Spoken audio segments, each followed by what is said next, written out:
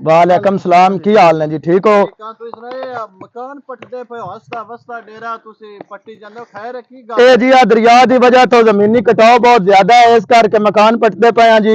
ये लिहाजा साडी गवर्नमेंट जिहड़ी है साडे बारे कोई सोच नहीं रही बड़ियां इन्हां अगे अपीलां कीतियां ने जनाब इन्हां अगे MP MN अगे साडी अपील है कि साडे बारे कोई सोचा जाए दरिया बन के दिता जाए नाकू लिया के इन्हां पत्थर सट दिता है इधर ये फेरे ही नहीं मार रहा है ये MP MN सुते पैन वोटां दे दौरे च इन्हां दिन भर रात एक कीता हुंदा है हर घर जांदे ने हर घर जांदे ने हुण असीं अपीलां कर करके जा के थके पए हां ये साडी कोई गल ही नहीं सुनते पै लिहाजा इन्हां अगे साडी अपील है मेहरबानी की जाए साडे बारे कोई सोचा जाए ये जनाब जी आउंदे ही नहीं हुण जी पत्थर सटा के ते अपना सह गए चुप करके जी उन्हां ते पुछिए ते कहंदे ने कि साडा इन्हां निशानदेही करनी है खर्चा गवर्नमेंट नहीं सन दे रही वेखो जी डेरा खस्ता हल्ला कर दी गई है दरिया की वजह तो ढेर सारा कटाव हो गया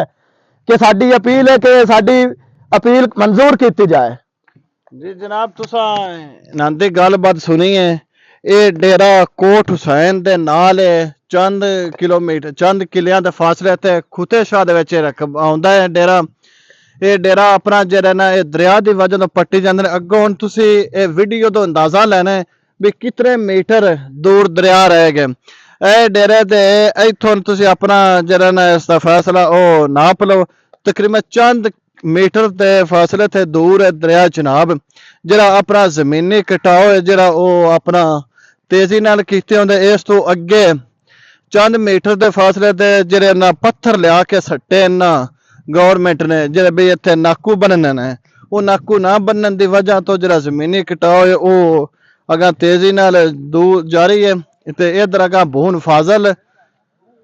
नू ते एक इत्थे होर डेरा सी वो दरिया बुरद हो गया उन्हें अपने मकान पट लेना है तो बाकी अगो आप तुम हिसाब ला लो भी अगर इस तरह ही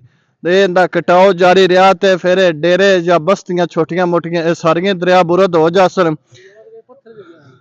ते जी चाचा जी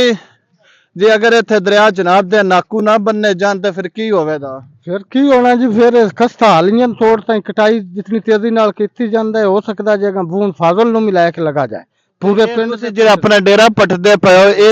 इस वजह तो पटदे पे वजह तो जी पटदे पे कटाई दी वजह तो हुन जी किते जाना है वाह ही कोनी शकल ही कोनी जमीन है जेडी डंडी पई है घरों बेघर हो जांदे हो घरों बेघर हो जाने ते हुन जगह और किसी दी जगह जाके रवो दे जा की और करो दे किसी दी जगह जी ते और मुतालबा करो अपने MN MP अगे जेड़े वोट लेन आउंदे ने जिन्हां वोट देंदे हो जनाब उन्हां साल पूरा हो गया उन्होंने रफड़ गथिया आ वो आउंदे फेरा मार के टुर जाओ पत्थर सटिया ने थोड़ा जा सट के अद्धा वो भी दरिया दे लगा गया अद्धा उसो भी ढा लिया तो मुड़ बैंक त्रै ट्रक 4 परसों आए तो उन्हें वापस मंगा ले तोड़ा है किस तो मंगाए ने नाकू असी नहीं बनते इत्थे हाला हुन नाकू नहीं बनते जी तुसी की कहना चाहते हो ए जमीनी कटाव दे हवाले नाल बस असि जमीनी कटाव दे वास्ते साडे मकान ढह रहे ने साडी को मदद करन MP MN है जनाब और असि की कह सकने नन जनाब तुसा इन्हां दी गलबात सुनी है ये की कहंदे ने वेंदे पे दरिया जनाब बिल्कुल जेड़ी आबादी है इस नू डेरा मगर इस जमीनी कटाव की वजह तो ये अपना डेरा भी पट्टी जाते हैं ये इन्होंने कोल बड़े जुगे जो कि आंदे एक जमीन आना रैश भी इत्थे आना माल डंगर भी ते अपनी वाई बीजी भी इत्थे आना तो वो सारी दरिया बुरद हो गई अगर इस तरह सिलसिला रहा तो फिर कई घरां दे घर उजड़ जासन दरिया बुरद हो जासन एक डेरा भी इत्थे दरिया बुरद हो गया नाल बस्ती कोट हुसैन इधर बून फाजल उन्होंने भी इस तरह जमीनी कटाव हुंदा जासी ते ये सारे दरिया बुरद हो जासन असी अपने नवी नवी एक साडी MN बनी है PTI दे मखसूस सीट लैके उनके अगे भी असी गुजारिश करने क्योंकि हुकूमत हुन आंदी है अगर वो करना चाहे तो कुछ कर सकती है भी खुदारा इन्हां दरिया के बासियां का जो कुछ सोचा जाए तो अपने MP मियाँ शहद हुसैन भट्टी अगे भी असी गुजारिश करने भी जिस तरह तुसा पहले दिलचस्पी लैके